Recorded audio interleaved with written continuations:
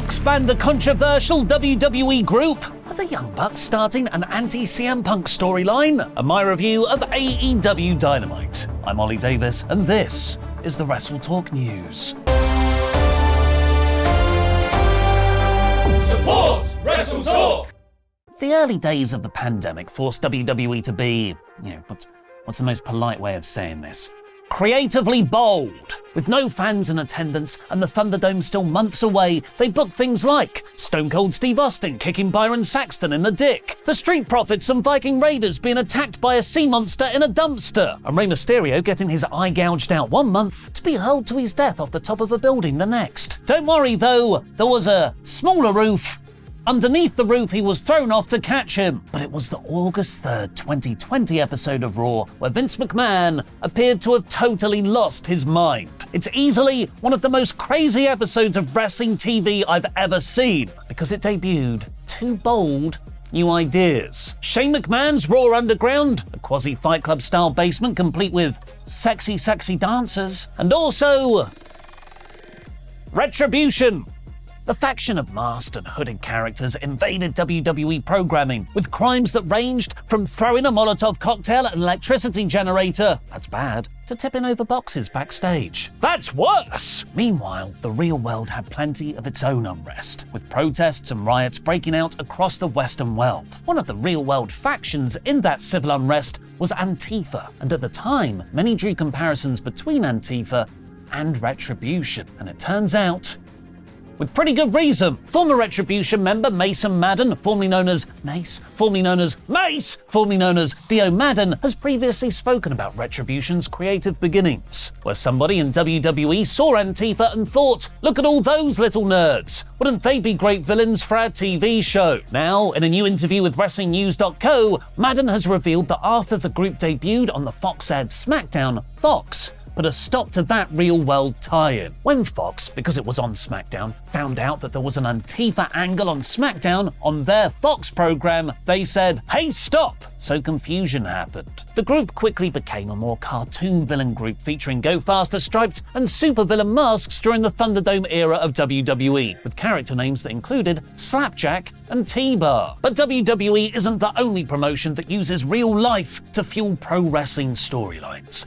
Let me introduce you to the Young Bucks. After returning at the end of the 10th of January AEW Dynamite episode, setting themselves up as Sting's final opponents ever for Revolution in March, they had a sit-down interview with Renee Paquette on this week's show to establish their new heel personas. They appear to be playing the roles of creators gone mad, obsessing over the early days of AEW, which they founded, and how it used to be a force for good, but that's changed as of late. We were changing the world. Somewhere along the way, we did lose our way. It was like the culture shifted and the toxicity creeped into the locker room. The perception of the company was just different. I think it's because we started to lean on yesterday's self-serving, superficial, cancerous superstars. While that could just be totally unconnected wrestling promo speak, a lot of the language choice is very connected to their former colleague and reported brawl-out opponent,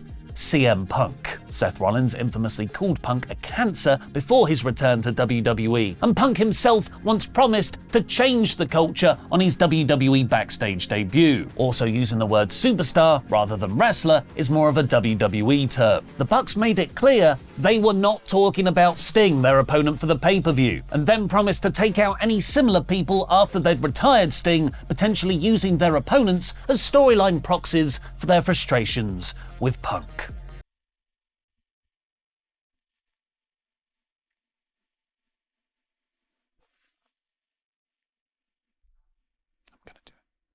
CM Punk to AEW confirmed. And now a word from this video's sponsor. Wow, I can't believe I've watched everything on every available streaming service. I wonder what I'll do now. I'm sure my computer doesn't need any added protection. Cybercriminals are a myth. And I've done it! I've hacked into the Chinese government servers, and now to mess around a bit. Hey guys, Everything alright? I've got no more content to watch. I've realized that cybercriminals are very real and my data is unprotected. I've hacked into the Chinese government and I didn't protect my IP address. I just wanted to mess around a bit. Guys! Sounds like you need Surfshark VPN. Surfshark VPN?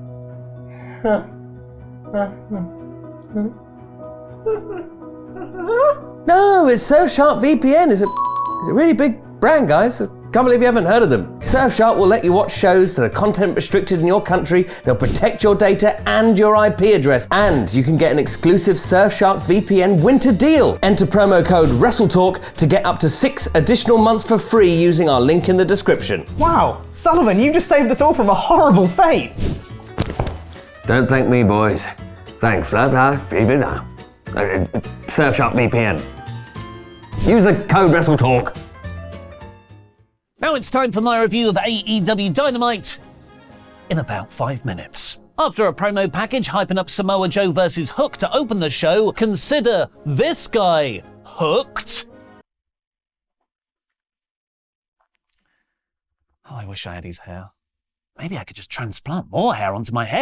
The action kicked off first with Christian versus Dustin Rhodes for the TNT title. They had a really good back and forth match. Rhodes got almost as much offense in as he did against Swerve Strickland at World's End, even after his ankle was shattered with a cinder block, which is to say, a surprising amount of offense. But it worked great here against Christian's heel shenanigans, mostly comprised of Nick Wayne interference. Dustin got a near fall so close off a crossroads, I nearly had to call 2.999 for the VAR police. Is that how sports works? Rhodes managed to kick out of a spearing kill switch combo, but Christian hit a second kill switch to win. Renee spoke to Swerve Strickland backstage, who cut an awesome promo putting over Hangman, saying Page would have a chance at wrestling God. JBL to AEW confirmed. But Swerve's beaten him twice already, and he has no desire to do it again. You're not convincing anyone, Swerve. Just kiss already. Renee then interviewed Jericho, who was angry with the Callis family for Powerhouse Hobbs costing him and Sammy Guevara the tag team titles. Enter Matt Sydal to challenge Jericho with the overly keen energy of a musical theatre kid who can't really act, but can sing amazingly, so they keep him around. This isn't you, Jericho. I know you better than that. I know you better. The Best Friends beat Penta and Commander in a fun match, with Trent continuing to show his more aggressive side. This segment was more about the angle afterwards, though, as the Undisputed Kingdom's Roderick Strong went face-to-face with the international champion he's promised to defeat. Orange Cassidy, in his aloof way, said, "I'll defend it right now," giving Strong a big advantage. Cassidy had just wrestled a match. Roddy is completely fresh. Instead of accepting though, Strong said he'll wait until the Revolution pay-per-view on the 3rd of March, 45 days away, to make Cassidy mentally suffer. This motivation didn't work at all for me. Firstly, do you even know what an Orange Cassidy is? His whole gimmick is not caring, but perhaps there's a story to tell there where Strong does slowly get in his head. Second though, and more importantly, the Undisputed Kingdom told me they're going to change AEW. Right now, that's happening at an almost imperceptible pace. In lieu of Adam Cole being an active wrestler, I would have had Strong win the international title by now to get over their threat. And Strong's reason for stalling and not taking the advantage here being mind games is generic wrestling. He could have instead said it's to make more money on the bigger show, clearly separating his faction's motivation from the more babyface winning titles goals. Renee spoke to Hangman Page backstage, who said he does not think about Swerve at all. I'm not thinking about him, okay? When he so obviously does. Mark Briscoe led an incredibly touching tribute to his brother Jay, who tragically passed a year ago. His niece was in the car accident that killed Jay, and doctors said she wouldn't walk again. But Mark welcomed her out, and she walked in by herself. AEW are very good at sincerely honouring stories like this. Then we got the brilliant Young Bucks interview where they established their new heel characters and making not so subtle allusions to CM Punk in the process. In a later short film promo, Sting and Darby Allin announced they wanted to win the tag team championships, so expect them to beat Ricky Starks and Big Bill to have those belts on the line for the Bucks match. Speaking of titles that need rehabbing, the Ring of Honor 6-man belts changed hands next when the Gangbang Gang beat, let me just check. The Mogul Embassy.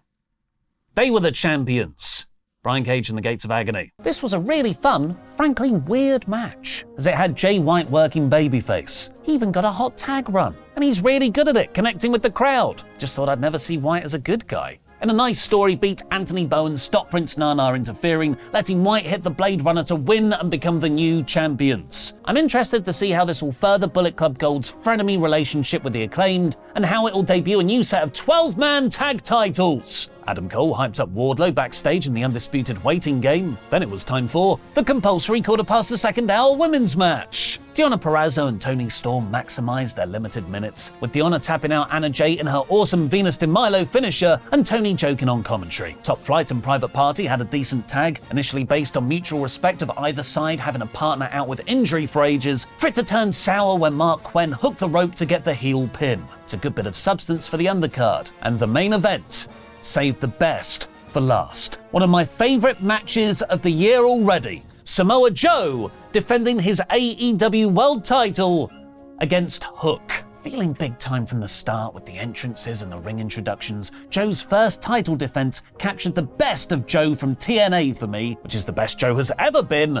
A violent, swaggering, unbeatable monster. He hit a sick Uranagi on Hook on the corner of the announcer's table, then strutted around the ring as everyone chanted Joe. Hook then put both middle fingers up at him, so Joe powerbombed him on the ring apron. Joe never looked in trouble. Hook always looked in trouble, yet somehow they both looked absolutely awesome in every single moment of this match. Joe's snap power slam, kick out at 2. Joe's Death Valley driver, kick out at 2. Joe's muscle buster finisher, kick out at 1. Hook had a comeback so good and well timed, it might propel him back to where he should have been a year ago with adequate follow-up. AEW really could have lightning in a bottle with him. Joe eventually made him pass out though in the Coquina clutch. Hook kept standing up afterwards, showing his heart, so Joe would keep hitting muscle buster after muscle buster. This brought down Hangman Page for the save and revealed Swerve lurking in the crowd, and the reality of title defenses seemed to start dawning on Joe's trembling face. The crowd continued to chant Swerve's house as Strickland and Hangman stared at each other after pretending this whole episode they want nothing to do with each other, when all they really want to do is make sweet, sweet love. I mean fight!